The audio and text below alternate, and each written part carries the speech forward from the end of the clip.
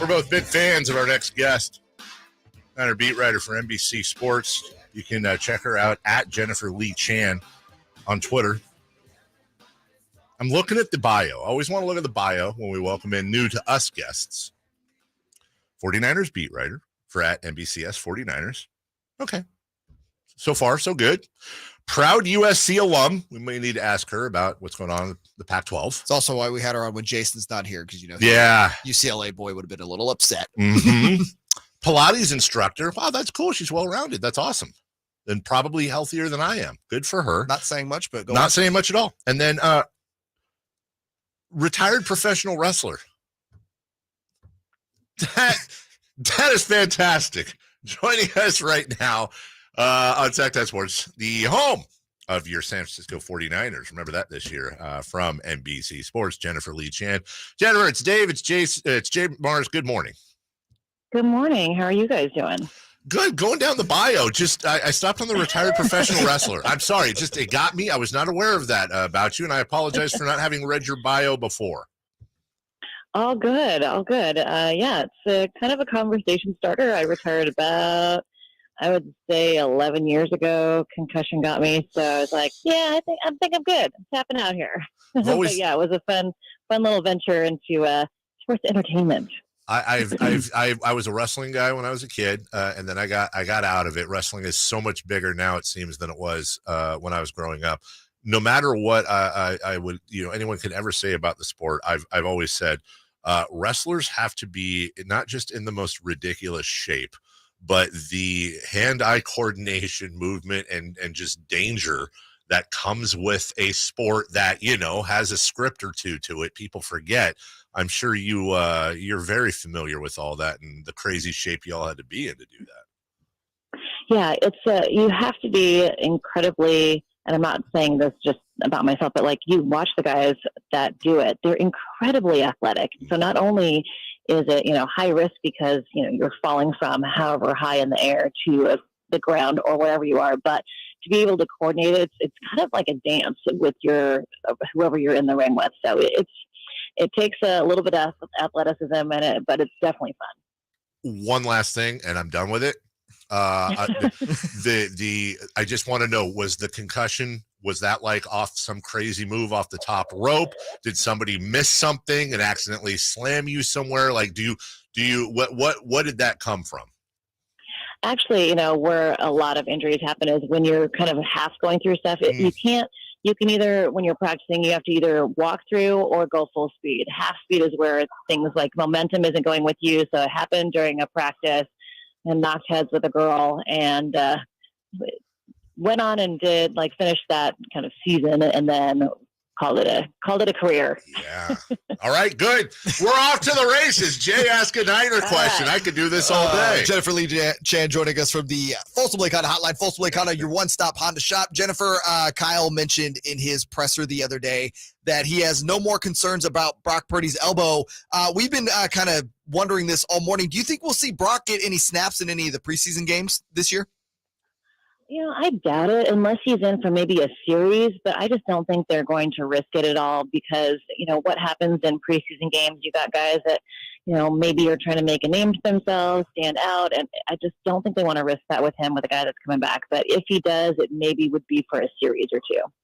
And the idea, what Kyle had said, that he's not worried about the injury. He's past that Brock's done some good and bad things.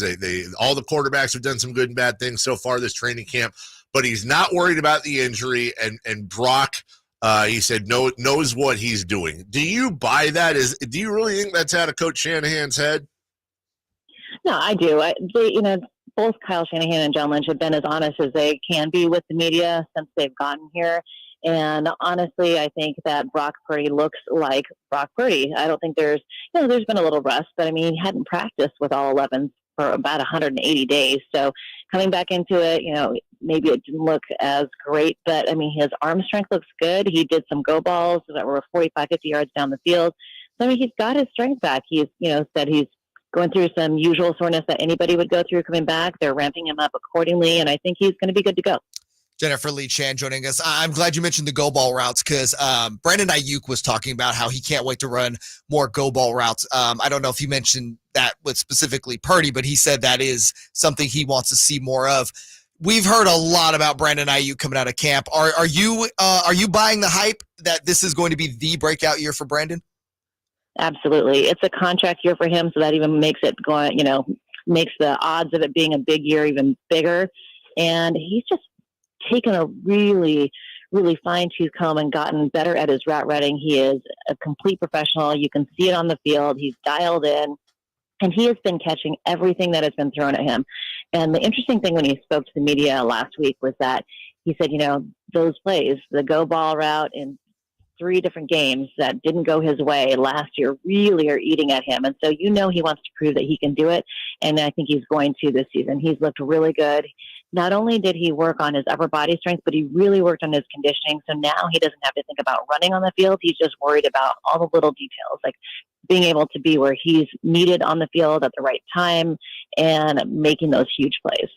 Jennifer Lee Chan, NBC Sports, joining us right now as we're talking Niners at 9 on your home of the Niners, Sactown Sports, by the way, SactownSports.com, where Emil Fragoso is also down at training camp every day, can keep you up to date. Jennifer, you're around these players, you're on the ground, and I'm not asking you necessarily to play psychologist, but I am curious as to the mentality overall from this team. A quiet confidence, a sense of pressure and urgency, a combination of things. How would you rate it?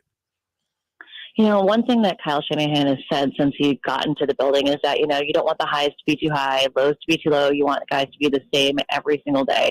And I think they've had the same sense of urgency since, they started being successful. So, in 2019, when they made that kind of surprise Super Bowl run, they really got kind of dialed in, locked in, and it's really been the same mentality ever since then. Now, I think when you look at the younger guys like Deommodore Lenoir, Danny Gray, Ambry Thomas, those guys are going through those, growing pains of being young players in the NFL. And now they seem way more locked in, really understanding what it takes to be a player in the NFL and be successful. And that's the kind of change that I've seen from the younger players. But the veterans have been the same. They've always been the same. They want to win. They want to get back to the big game. And, I think this group really has good chemistry together, and you see it on the field. They're having fun, and I think it's going to be a good year for them.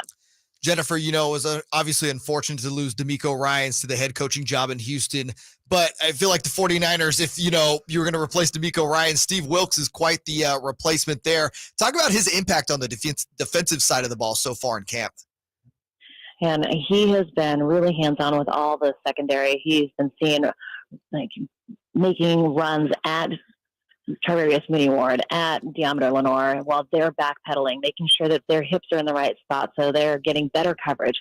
And while there hasn't been a lot of picks or, huge plays on balls during camp thus far, they've really had good coverage. There haven't been too many catches that have been uncontested. So I think they're getting better at their coverage because Steve Wilks has that background in defensive back coaching, and it's really kind of his specific lineage into this defensive coordinator position, and he's just so hands-on. I think they're really learning a lot of specifics from him. Brandon Aiyuk has been so fun to talk about in training camp, obviously the quarterback situation, but Javon Kinlaw has also been making some noise out of camp. Your thoughts on the ground watching him and really perhaps providing this already stud defense with another killer on the line?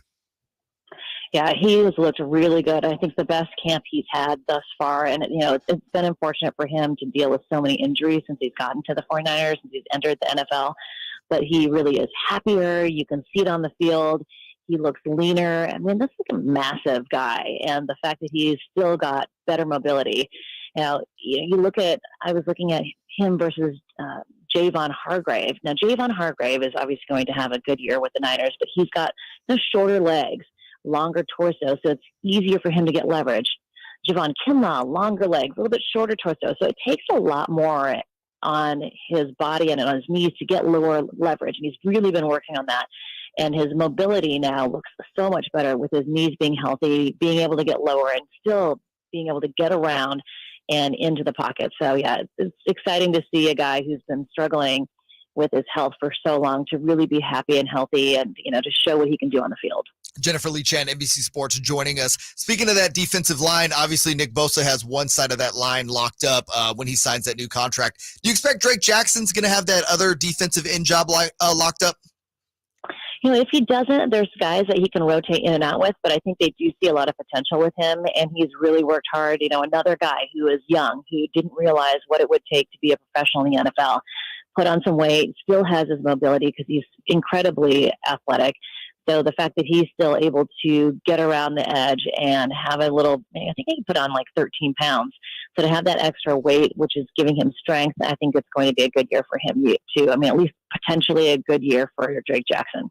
Thank you for your time, new friends. I hope during the season, when your schedule permits, you can come back and visit us. Again, we are fans of your work. I didn't know, just to put a whole bow on this whole visit, if my numbers are correct here, you walked away on at least a 3-match winning streak solo. And last one, I believe, if I'm doing my research right, Eastside Cannery Hotel, March 9th.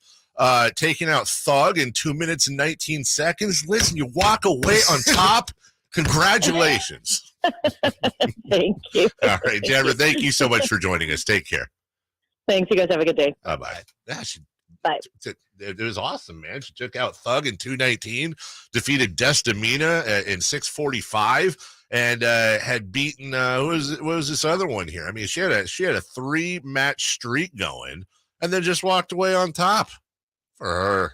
And now she's doing great work with NBC, and you can follow her on Twitter, see her on the app as well, and we appreciate her joining us. Let's recap some of this Niner talk, if you will. We'll take your phone calls